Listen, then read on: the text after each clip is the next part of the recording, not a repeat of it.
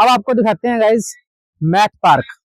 पूरे हरियाणा का एकमात्र स्कूल ऐसा है ये जहाँ पे हमारा मैथ पार्क है। हमारा मैथ पार्क जो आपको दिखाएंगे ये बना है हमारे राजकुमार जी के नेतृत्व में और प्रिंसिपल सर के नेतृत्व में ये हमारा मैथ पार्क तैयार हुआ है। ये हमारे एनएसएस यूनिट के प्रोग्राम ऑफिसर भी हैं, मैथमेटिक्स के लेक्चरर भी हैं।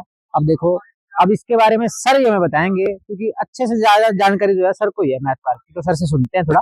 नमस्कार सभी दर्शकों को। इसका जो मेन गेट है यही अपने आप में पूरा 10th क्लास का एक चैप्टर है, पूरे को बताता है लाइंस के बारे में कि अगर लाइन है दो पैरेलल होगी तो सॉल्यूशन कैसा होता है, अगर वो एक पॉइंट में इंटरसेक्ट करेगी तो सॉल्यूशन कैसा होता है, एक लाइन के ऊपर दूसरी लाइन हो तो सॉल्यूशन कैसा होता है। डिफरेंट टाइप के सॉल्यूशन है, ये मेन गेट बताता है। उसके बाद जैसे ही हम इसको एंटर करते हैं तो बच्चा इस गेट को खोल के ये सीखता है कि कितने डिग्री के ऊपर हम एंटर कर रहे हैं। जैसे फॉर एग्जांपल ये बच्चे ने ये गेट खोला है, अब ये यहाँ तक खुल गया, बच्चा इसको डी से खोल रहा है, 40 डिग्री है, यहाँ तक खुल गया, 60 डिग्री पे खुल गया, ये 80 डिग्री पे खुल गया।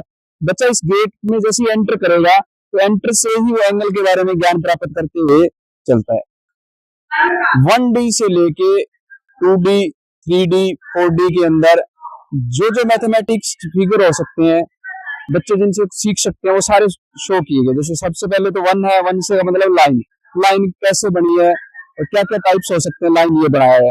1 से फिर हम 2 पे आ जाते हैं, 2 से फिर एंगल बन जाता है, फिर हमने एंगल के बारे में डिस्क्राइब कर दिया, अभी एंगल कैसे बनता है, कितने टाइप का होता है। 2 से फिर हम 3 पे आ गए, 3 से ट्रायंगल बन जाती है, फिर डिफरेंट टाइप ट्रायंगल्स के बताए गए हैं। 3 से फिर हम 4 पे आ जाते हैं, 4 से ये क्वाड्रिलेटरल बन गई, क्वाड्रिलेटरल कितनी टाइप्स हो सकती है, उन सारी टाइप्स को बताएगा। ये 5 है, 5 से पेंटागन बन गया। एक इन फिगर की एक खासियत है, ये फिगर जैसा बनाया गया है एक्चुअल में है भी वैसा ही।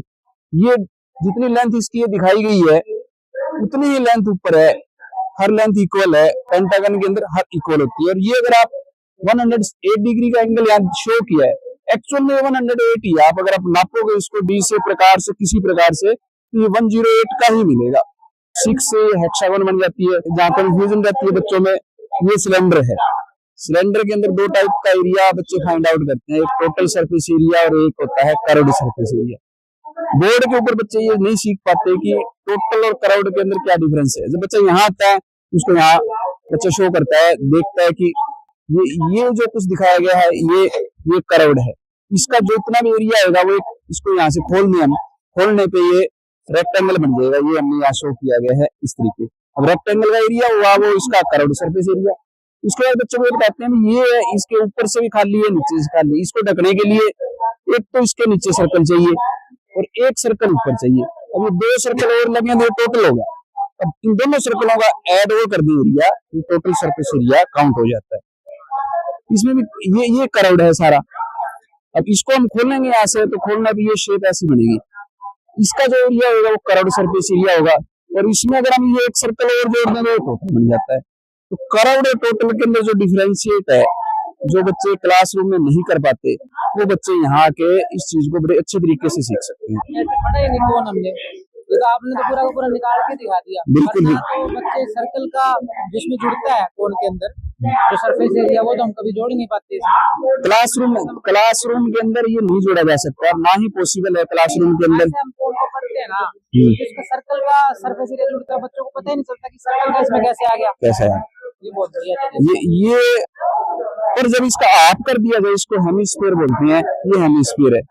अब हेमिस्फीयर का जो एरिया है वो 3πr स्क्वायर होता है, टोटल का 4 होता है। बच्चों में ये बड़ी कंफ्यूजन रहती है, अभी 4 का आधा तो 2 होना चाहिए, तो इसका 2πr स्क्वायर होना चाहिए, 3 कैसे हुआ। ये चीज क्लासरूम में बच्चे बड़े ही टिपिकल है, उसको समझ रट्टा जैसे मार लो पर सीख नहीं पाते। इसको सीखने का तरीका क्या नहीं है कि हम उसको 4 है, 4 को जब उसको आप बीच में से कट कर दे, कट करने से बच्चों को ये पता लगता है कि ये उसको कट करने से ये आधा बन गया। इसका मतलब उसका 4 है तो इसका 2 बना ही बनेगा, इसको 2 कह देंगे। अब 2 के अंदर अब ये एक सर्कल तो और जुड़ रहा है, जब हम इस सर्कल का एरिया ऐड करेंगे तो एक सर्कल और ऐड हो गया, 2 और 1 ये ऐड हो गया, 3 बन गया। अब बच्चा यहाँ आके फटाफट सीख जाता है, हाँ एक्चुअल में 3 हो गया। ये 3 सीखना क्लासरूम में बड़ा ही टिपिकल और मुश्किल है, और यहाँ मैथ पार्क में आके सीखना इजी और ऐसा है कि बच्चा भूलेगा भी नहीं कभी इसको। अब बच्चा यहाँ अपने हाथ लगा के इन सबको काउंट करेगा, काउंट करेगा तो उसको ये पता लग जाएगा कि ये 6 फेज कैसे है। बच्चे को ये सिखाना कि 2 लाइनें पैरेलल कब होती है। जब 2 लाइनें पैरेलल हो तो इन 2 लाइनों को इंटरसेक्ट करने वाली एक तीसरी लाइन है, ट्रांसवर्सल लाइन। इंटीरियर एंगल का ऐड अगर 90, 90, 180 है तो ये पैरेलल है।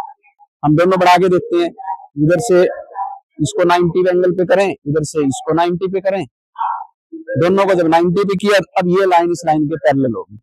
और अगर इनका सम 180 से ज्यादा है तो ये कभी भी एक पॉइंट में इंटरसेक्ट नहीं कर सकती। तो बच्चा ये क्या करेगा, इसको ऐसे 90, 90, 180 था, अब इसको ऐसे कम करेगा।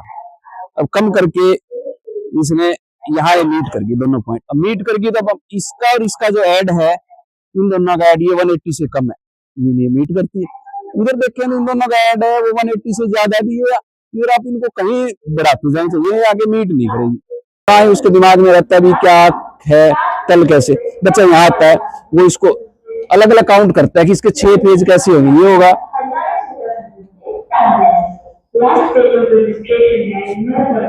2 पेज, ये हो गए।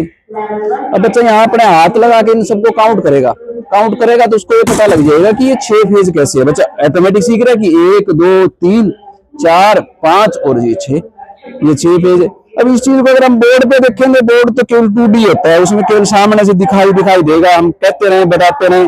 एक्चुअल में इस तरीके से बच्चे को समझाया सिखाया बोर्ड पे या क्लासरूम में नहीं जा सकता। इसीलिए इसे मैथमेटिक्स पार्क का यहाँ निर्माण किया गया है, ताकि बच्चे केवल देख के नहीं, उसको टच करके खुद अपने अनुभव से सीखे कि हाँ ये ऐसे होता है। क्लासरूम में बच्चों को समझना बहुत ही बड़ा मुश्किल है। ये होता है इरेशनल नंबर को नंबर लाइन पे लेके आना। यहाँ जैसा मैं पहले बता रहा था, यहाँ ये जो पूरी लेंथ है यहाँ से यहाँ तक 1 यूनिट है, जितनी लेंथ ये है यही भी 1 यूनिट है। 1 यूनिट यहाँ 90 का एंगल बन गया, ये इसका हाइपोटेन्यूज आ गया। अब बच्चा यहाँ प्रकार की नोक या धागा रख के, धागा इतना खोल के इस धागे को ऐसे ले जाए और इस लाइन को ये जहां भी कट करेगा यहाँ कट करता है। ये जो लेंथ है यहाँ से लेके यहाँ तक ये √2 है। अगर हम पाइथागोरस थ्योरम लगा के इसकी लेंथ निकालें तो भी √2 होगी। इसको नंबर लाइन पे लाएंगे, इट मीन यहाँ आ गई, ये भी √2 है। तो इस लाइन को, इस रेशियो को नंबर लाइन पे लेके आना ये फिगर बताता है। सिमिलरली √2 से आप √3 को लेके आ सकते हो, √4 को, √5 को, पूरा स्पिरल बन जाता है जिसको नंबर लाइन पे लेके आया जा सकता है। एक और कंसेप्ट है जो बच्चों को समझ नहीं आता, वो ये है कि एक सर्कल है, ये सर्कल के बाहरी पॉइंट से टेंजेंट ड्रा की गई है। उन टेंजेंट की लेंथ है वो इक्वल होती है, हमेशा इक्वल होती है, चाहे कम हो चाहे ज्यादा है। बच्चा इसको बढ़ा घटा के सीख सकता है। इसको बच्चे ने ऐसे किया, अब लेंथ कम होगी, यहाँ से यहाँ तक बच्चा नापेगा, यहाँ से यहाँ तक बच्चा नापेगा, लेंथ इक्वल। अब इसको बच्चा कम कर सकता है, इसको जैसे उसने कम की अब दोबारा नापी लेंथ यहाँ से यहाँ तक, यहाँ से यहाँ तक, अब भी इक्वल। इसको कम करो बढ़ाओ कितना करो चाहिए, लेंथ हमेशा ही इक्वल रहती है। तो इस तरह के कुछ जो ऐसे मैथमेटिकल कंसेप्ट है जिनको हम क्लासरूम में डिस्क्राइब भी करें, बच्चे को बताएं भी, तो सीखना बहुत मुश्किल है। यहाँ के बच्चा इसी कंसेप्ट को बड़ा इजीली सीख सकता है। राजकुमार जी, आपने इतना अच्छे से एक्सप्लेन किया है। पार्क यही आप देख रहे हैं 3D मैथ पार्क है।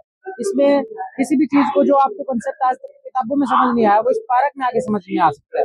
और राजकुमार जी ने तो जो कंसेप्ट है उसको इतना अच्छे से एक्सप्लेन किया है, तो आई थिंक आप सबको समझ में भी आ जाएगा और सबको समझ में आ भी गया होगा। हेमिस्फीयर हो गया, ठीक है, ये जितनी भी चीजें हैं ये आज तक हम किताबों में पढ़ते हैं ना, आज तक हमें समझ में आई थी।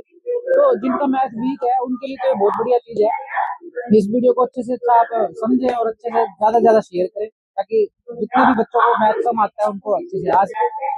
धन्यवाद आपका बहुत बहुत। आप भी आए, आपका बहुत बहुत धन्यवाद।